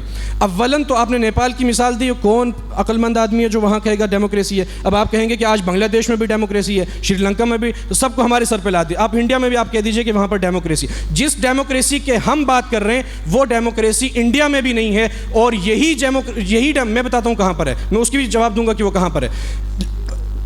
وہ ڈیموکریسی اور یہی جمہوریت کی خوبصورتی ہے کہ اسی ملک کے اندر بیٹھ کر کے میں یہ کہہ رہا ہوں کہ یہاں پر ڈیموکریسی کا وہ لیول نہیں ہے جو ہونا چاہیے تھا. آپ بتائیے کہ آپ جب آمریت میں جائیں گے، آپ سعودی عرب میں کھڑے ہو کے کہہ سکتے ہیں کہ یہاں کا حکمران غلط ہے. آپ دبئی، قطر اور ان سارے علاقوں میں کھڑے ہو کر کے کہہ سکتے ہیں کہ یہاں کا حکمران غلط ہے. آپ کے منہ سے یہ بات نکلی، دوسرے منٹ میں آپ کہاں جائیں گے آپ کو خود پتہ نہیں چلے گا. آئیے برما کی مثال لیجئے. برما میں جمہوریت نہیں تھی. برما میں 2017 کے بعد مسلمانوں کا قتل عام ہوا. آپ چین کی مثال لیجئے، جہاں پر یوگر مسلمانوں پر کتنا قتل عام ہوا، جمہوریت نہیں ہے وہاں پر. اسی طرح اور ایمنسٹی انٹرنیشنل کی رپورٹ کہتی ہے کہ انسانیت کے خلاف جرم تھا جو کچھ وہاں پر ہوا. بشار الاسد کا نام تو آپ لیں گے نہیں، اس لیے کہ وہ آپ کے گلے پڑ جائے گا، اور اس کے جا کر کے اس میں دیکھ لیجئے کہ اس نے کتنا ظلم کیا. عراق اور شام کی مثال بھی آپ نہیں دیں گے کہ وہاں پر داعش نے، اگرچہ وہ ایک نظام حکومت نہیں تھا لیکن ایک علاقے پر جہاں اس کا قبضہ تھا، مذہب کی بنیاد پر اس نے کتنے لوگوں کو قتل کیا. آپ سوڈان کا نام بھی نہیں لیں گے کہ وہاں پر ڈرفر کے بعد 2003 سے لے کر کے آج تک کتنے مظالم ہوئے، ان سارے مظالم کی آپ بات نہیں کریں گے. جہاں تک بات ہے عدم استحکام کی، بے مقصدیت کی، دعوے میں کروں تو میں دعوے بہت بڑے بڑے کر سکتا ہوں. میں یہاں پر کھڑے ہو کے دعوے کروں کہ میں ندوۃ العلماء کا ناظم ہوں، ٹھیک ہے، ہو گیا. دلیل تو دو اس کی بھائی. آپ کہہ رہے ہیں عدم استحکام، کہاں سے عدم استحکام؟ کس جمہوری ملک میں عدم استحکام آیا؟ بلکہ امرتا سین کے جنہوں نے پیس پرائز جیتا تھا، جن کی کتاب نے، وہ یہ کہتی ہیں کہ پوری جمہوری ریبٹل راؤنڈ ہے نا. کانٹرڈکشنز تو فریق مخالف کی طرف سے تناقضات بہت سے ہیں، بس ایک مثال کے طور پر پیش کرتے ہیں. فریق مخالف نے کہا کہ میں تو یہ کہتا ہوں انڈیا میں بھی جمہوریت نہیں ہے، اور پھر اس کے بعد کہا کہ یہ جمہوریت ہی کا حسن ہے کہ میں اس طرح بول پا رہا ہوں. تو پہلے طے کر لینا چاہیے کہ انڈیا میں جمہوریت ہے یا نہیں ہے. اگر ہے تو پھر اس کی جو برائیاں ہیں اس کو اون کرنا چاہیے، نہیں ہے تو اس کے حسن کو بھی اون نہیں کرنا چاہیے. پہلا تناقض تو یہ رہا. پھر اس کے بعد فریق مخالف نے ہمارے اس سوال کو بالکل انٹرٹین نہیں کیا کہ آپ کسی چیز کو کیسے طے کرتے ہیں کہ ایک چیز اچھی ہے یا بری ہے. آپ کہتے ہیں کہ ہم کسی خاص مذہب کی بات نہیں کر رہے ہیں. آپ کے پاس وہ کون سا لینس ہے جس سے آپ کہتے ہیں ایک چیز اچھی ہے ایک چیز بری ہے؟ وہ موریلٹی ظاہر ہے ہمیں رب کی طرف سے ملتی ہے. انسان خود کی کوئی ایسی آبجیکٹیو موریلٹی نہیں رکھتا ہے جس کی بنیاد پر کسی چیز کے نافع یا ضار ہونے کا فیصلہ کر سکیں. پھر اس کے بعد انہوں نے کہا کہ جب آپ اسے مضر کہتے ہیں تو آپ اس کا بدل کیا پیش کریں گے؟ تو عنوان ہمیں اس بات کا پابند نہیں بناتا ہے کہ ہم بدل پیش کریں. پہلے ہم دونوں تسلیم کر لیتے ہیں کہ ہاں جمہوریت مضر ہے، پھر انشاءاللہ ساتھ میں بیٹھ کے یہ بھی طے کر لیں گے کہ کون سا نظام اس کے متبادل کے طور پر لایا جا سکتا ہے. اسی طرح انہوں نے عیسائیت کی مثال دی کہ عیسائیت میں، یعنی جب عیسائیت یورپ پر حکمرانی کر رہی تھی تو وہ ڈارک ایجز کا دور تھا، وہاں پر بہت ظلم ہوا. لیکن انہوں نے اسلام نے جس طرح بغیر جمہوریت کو اختیار کیے ہوئے 1400 سال جس طرح ایک معاشرے کو ہینڈل کیا اور اسے آگے لے کر چلے، اس کی کوئی مثال نہیں دی. پھر بار بار جمہوریت کے حسن میں یہ بتایا جاتا ہے کہ یہاں اظہار رائے کی آزادی ہوتی ہے. یہ جمہوریت کا خاصہ ہے. آپ صلی اللہ علیہ وسلم نے عوام کو اتنا حریت رائے دی کہ کہا کلمۃ حق عند سلطان جائر وہ افضل جہاد ہے. یعنی آپ ایک جائر سلطان کے سامنے بہترین بات کہتے ہیں، وہ سب سے افضل جہاد ہے. تو یہ خود اسلام کے حق میں جو کوالٹی تھی آپ اسے جمہوریت کے ساتھ خاص کر رہے ہیں. اسی طرح یہ کہا گیا کہ کچھ بیماریوں کی وجہ سے آپ جمہوریت کو کیوں رد کر رہے ہیں؟ 1000 سال سے یہ بیمار مریض صحیح نہیں ہو رہا، آپ اسے کتنی دیر تک ڈھونا چاہتے ہیں؟ آخر اس کی کوئی مدت تو ہونی چاہیے کہ ہاں اب یہ نظام صحیح ہو جائے گا. یہ صحیح ہونے کا نام ہی نہیں لے رہا. یا جمہوریت کے نام پر دنیا میں کتنے فساد آ گئے. ابھی سوئٹزرلینڈ کی بات ہے کہ وہاں پر چونکہ جب آپ جمہوریت کو حق کا معیار تسلیم کر لیتے ہیں کہ ان کے من میں ایک بات آئی کہ ہاں یہ صحیح ہے, ہمیں سب کو متحد ہو کے اس بات کی وکالت کرنی چاہیے, تو سوئٹزرلینڈ کا یہ قانون ہے کہ آپ اپنے آپ کی جان بھی لے سکتے ہیں. وہاں پہ باقاعدہ ایسے ادارے بنے ہیں جو آپ کی جان کو دینے کو مطلب آپ کا حق تسلیم کر دیں. پھر انہوں نے کہا کہ جمہوریت ایک پرامن منتقلی. اصل میں جمہوریت میں پرامن منتقلی کیوں ہوتی ہے؟ سب سے پہلے تو شارٹ ٹرم فارم ہوتا ہے 5 سال. اس میں معلوم ہوتا ہے 2 پارٹیوں کو, انڈیا میں معلوم ہے کانگریس کو اور بی جے پی کو, متحدہ یورپ میں معلوم ہے ڈیموکریٹس کو اور ریپبلک کو, کہ 5 سال بعد مجھے آنا ہے, 5 سال بعد انہیں آنا ہے. بس اب آمریت اور جمہوریت میں فرق یہ رہ گیا ہے کہ آمریت ایک فرد کی آمریت کا نام ہے اور جمہوریت میں 2 پارٹی کی آمریت ہوتی ہے. یعنی دونوں پارٹیز ایک دوسرے کے ساتھ بندر باٹ میں لگی رہتی ہیں اور عوام اپنی شرکت کے جھنجھنے میں مبتلا رہتی ہے. فادر آف تھنکر جو اس وقت کا مفکر ہے جب جمہوریت اپنے ارتقائی مراحل میں تھی, انہوں نے اپنی مشہور کتاب دا ہسٹری چیپٹر نمبر 3 میں ایک مکالمہ نقل کیا ہے جس میں میگابائزز نے جمہوریت پر تاریخ انسانی میں سب سے پہلا نقد کرتے ہوئے اسے رول آف دی ملٹیٹیوڈ قرار دیا ہے. یعنی یہ ایک بھیڑ کی جمہوریت ہے جس کو اپنے حق کا کوئی اندازہ نہیں ہوتا ہے. اس سے پہلے اور اسی کے ساتھ افلاطون نے آج سے 2000 سال قبل کہا تھا کہ جمہوریت آزادی اور برابری کے نام پر جنم لیتی ہے, لیکن اس کا اختتام طغیانی اور سرکشی اور خواہشات پر ختم ہوتا ہے. فریق مخالف نے ایک سوال کیا تھا کہ جمہور اور جمہوریت میں فرق بتائیے. اس پر علامہ سید سلیمان ندوی نے جو کہ ہمارے سروں کے تاج ہیں, انہوں نے بہت اچھا جواب دیا. علامہ اقبال نے جب کہا کہ اسلامی جمہوریہ بھی ایک چیز ہوتی ہے, یہی بات ابوالکلام آزاد نے بھی کہی اور اسی طرح علامہ شبلی نعمانی نے بھی کہی. تو علامہ سید سلیمان ندوی نے کہا کہ آپ مغرب کو معیار کیوں تسلیم کرتے ہیں؟ انہوں نے جمہوریت کی ایک ٹرم دی, آپ لگے 1400 سال کی اسلامی تاریخ میں جمہور کو جمہوریت سے ملانے. یہ کوئی دیانت داری نہیں بلکہ یہ معذرت خواہی ہے کہ آپ جمہوریت کو جو عوام یعنی اولو الامر نہیں ہوتے ہیں بلکہ اس میں ایک سے ایک لوگ, اس کو آپ جمہور سے ملا رہے ہوتے ہیں, تو یہ معذرت خواہی ہے. اب اختتامی اور آخری مرحلہ شروع ہوتا ہے جس میں 5-5 منٹ کا وقت دیا جائے گا اور پہلا موقع جو ہے بس آخری نہیں بس یہ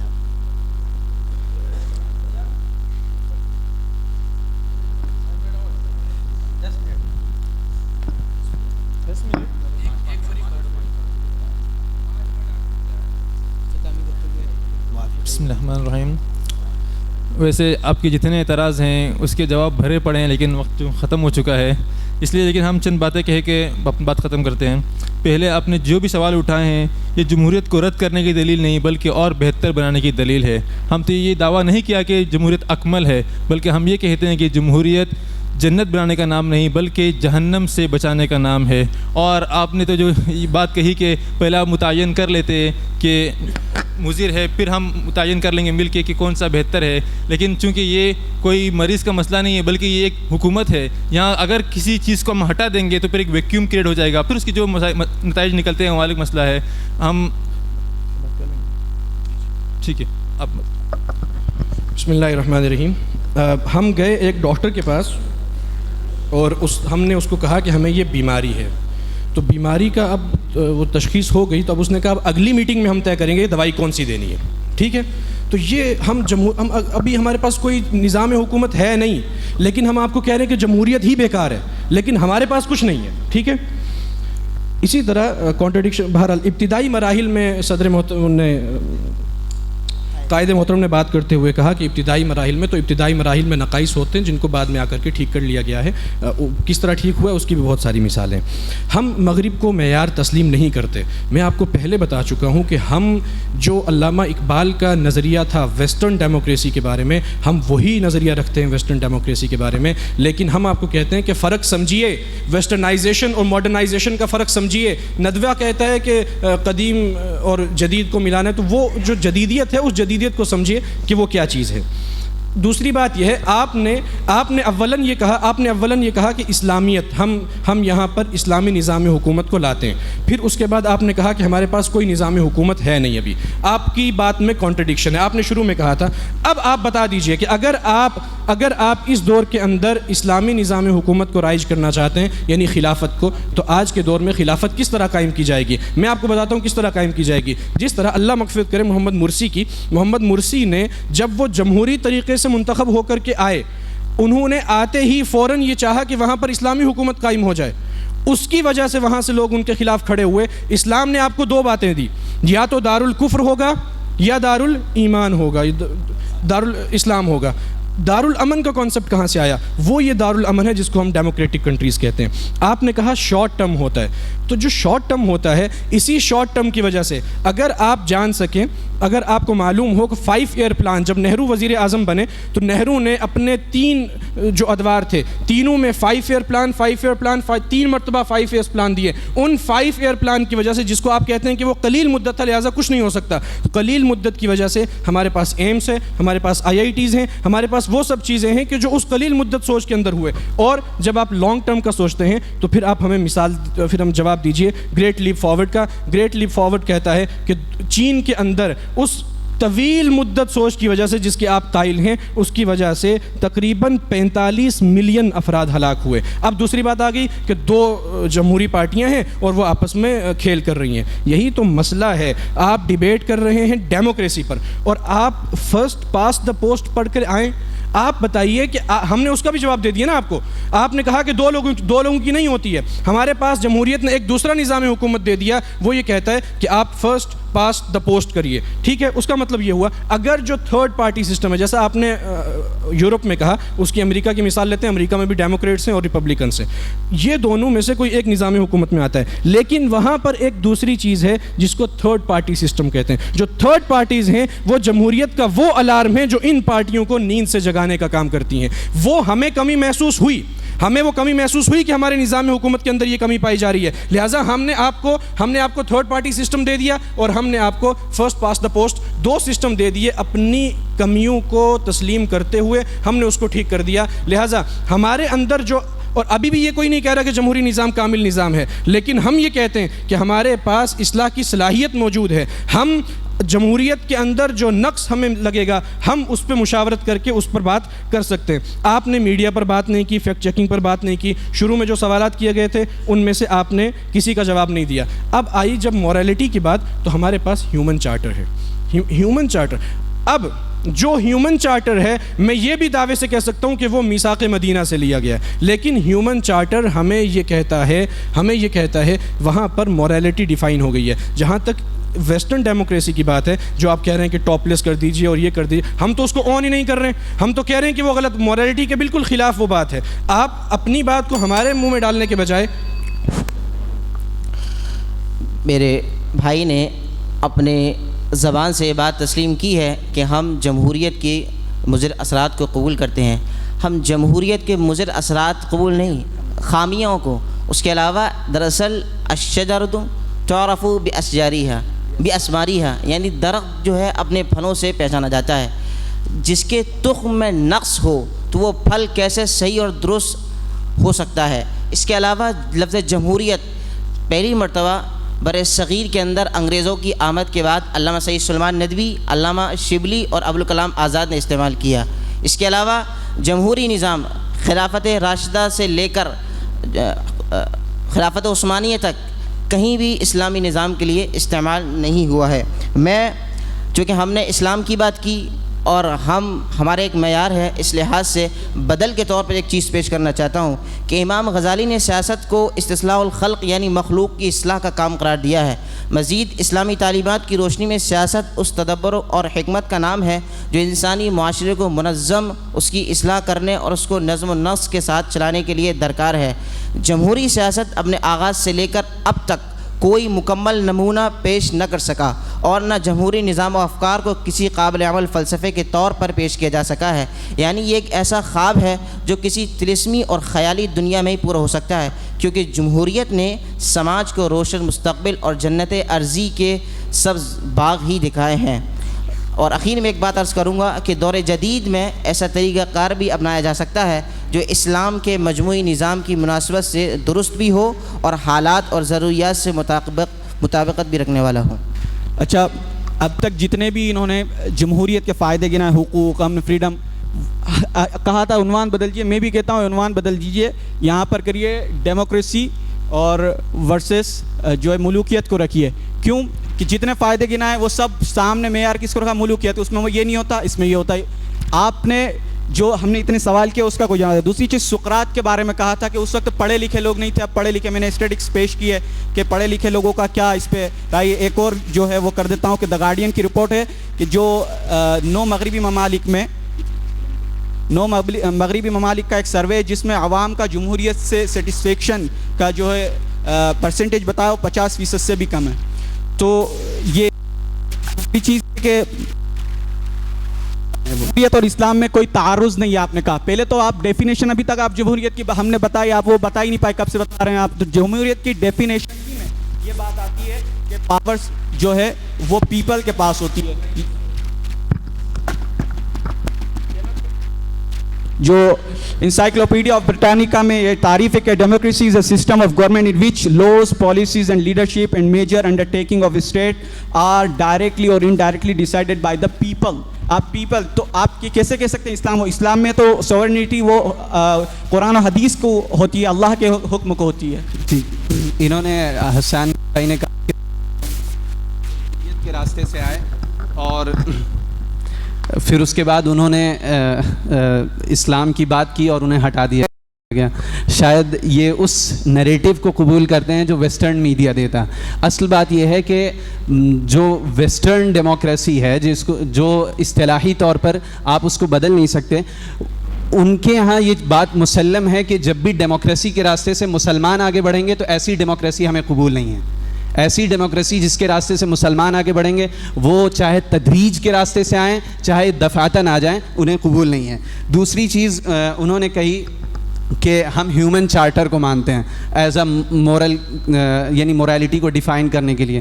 تو یہ تو بہت ہی حیرت کی بات ہے کہ آپ موریلٹی ڈیفائن کرنے کے لیے ہیومن چارٹر کو مانتے ہیں، پھر دوسری طرف کہتے ہیں کہ وہ میثاق مدینہ سے لیا گیا. تو میثاق مدینہ کا حوالہ دینے کی ضرورت نہیں ہے. اگر آپ میثاق مدینہ کو مصدر کے طور پہ مانتے ہیں تو اس کا مطلب یہ ہے کہ آپ کی موریلٹی ڈیفائن کرنے والی ذات اللہ اور اس کے رسول کا فرمان ہی ہے. تو اس بنیاد پر جب جمہوریت کو آپ وہ درجہ دیتے ہیں جو درجہ جمہوریت میں، ڈیموکریسی ایک طرف کہا جاتا ہے اسلامی ڈیموکریسی، اسلام میں مطلب ہوتا ہے کہ آپ اللہ کے سامنے سرنڈر کر رہے ہیں، surrender to the will of God. اور جمہوریت میں ہوتا ہے کہ آپ جمہور کی رائے کے سامنے سرنڈر کر رہے ہیں. تو ان دونوں چیزوں کو، ان دونوں متناقض چیزوں کو کیسے جمع کیا جا سکتا ہے؟ یہ تو ایسے ہی ہوا کہ کہا جائے کہ اسلام میں آزادی کا بہت مرتبہ ہے، اسلام میں آزادی کو بہت عزیز رکھا گیا ہے، لیکن پھر اس کی اصطلاح کے لیے ہم لے کر آ جائیں لبرلزم اور ہم کہیں اسلامک لبرلزم.